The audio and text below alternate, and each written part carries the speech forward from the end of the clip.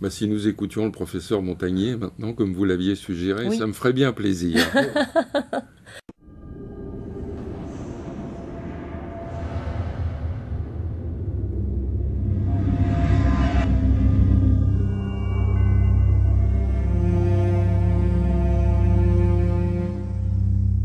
You talked about oxidative stress earlier. Is treating oxidative stress one of the best ways to deal with the African AIDS epidemic?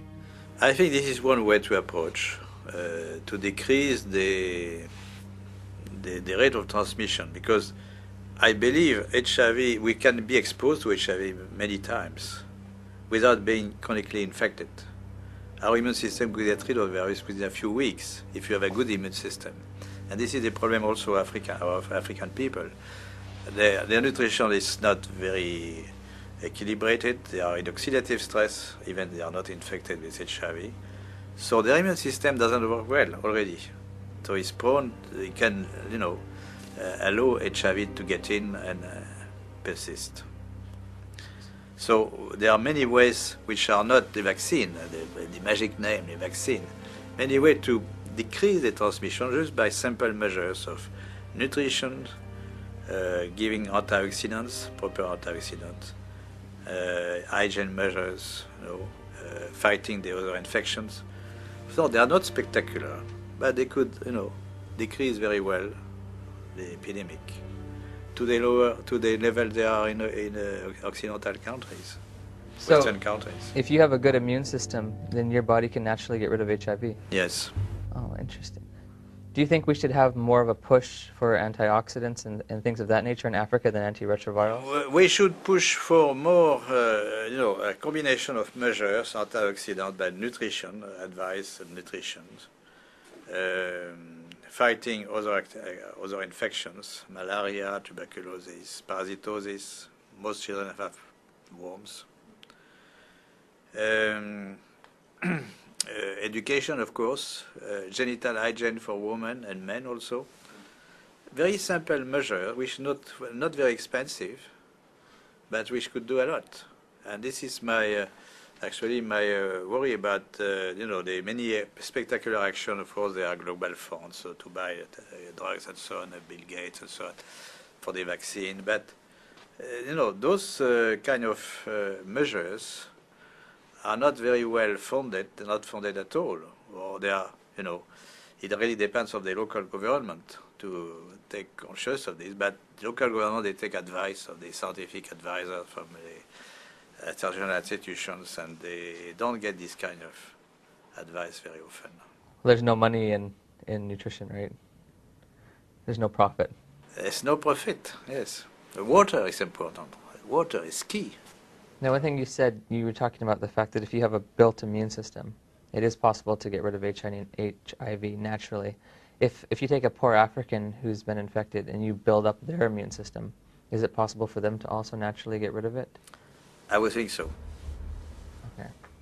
That's an important It's point. important knowledge which is completely neglected. People always think of drugs and vaccine. So this is a message which may be different from what you heard before, no? The closing? No, yes, my message is different from what you heard from Fauci or... Yes. It's a little different. It's a little different. Some people are very fortunate and they don't have these side effects.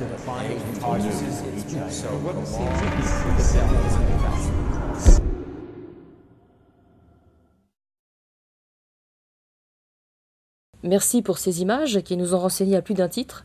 Et je crois, Jean-Claude Roussel, que vous vouliez dire quelque chose à propos de cette vidéo. Moi je pense que le professeur Montagnier est quelqu'un de profondément honnête.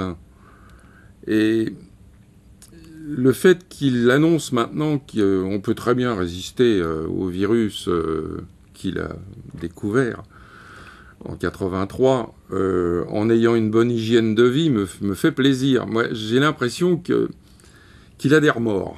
Voilà. Il a des remords. C'est honnête intellectuellement, au moins. Pardon ? C'est une honnêteté intellectuelle. Voilà. C'est pour ça que je dis que ça me semble être un honnête homme, puisque oui. je ne vois pas comment il pourrait autrement expliquer ce revirement de situation, parce que c'est pas le premier en plus qu'il fait. Et à mon avis, bon, il ne peut pas revenir en arrière, étant donné qu'il vient d'avoir en plus le prix Nobel pour cette découverte. Il me semble difficile qu'il puisse dire, bon, bah écoutez, je me suis trompé, il n'y a pas de virus. Mais néanmoins, il essaie de se rattraper en trouvant des biais, en disant, mais c'est pas grave, alors qu'il y a encore 15 ans, tout le monde était censé en mourir. Là, il nous dit non, on peut très bien s'en sortir, jamais l'avoir, en ayant une bonne hygiène de vie. Voilà, c'est tout ce que je voulais dire sur le professeur Montagnier.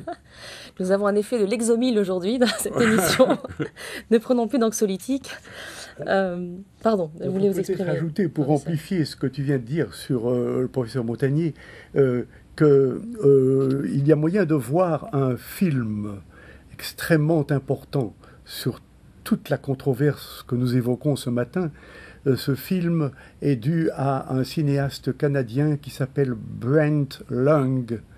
Et le titre du film est assez surprenant. C'est The House of Numbers, la maison des chiffres. Et c'est comment dirais-je, une caricature qu'il donne par ce titre-là de l'OMS, qui est une maison où on fabrique beaucoup de chiffres. Et statistiques, oui. Ce film est disponible maintenant sur DVD. Et si vous regardez l'émission du mois de juillet de Biocontact, qui est une publication très fort de médecine parallèle, il y a plusieurs pages qui s'en réfèrent à ce film The House of Numbers, dont il faut vivement recommander l'étude par tous ceux qui s'intéressent au débat que nous évoquons ce matin. Merci beaucoup de cette précision.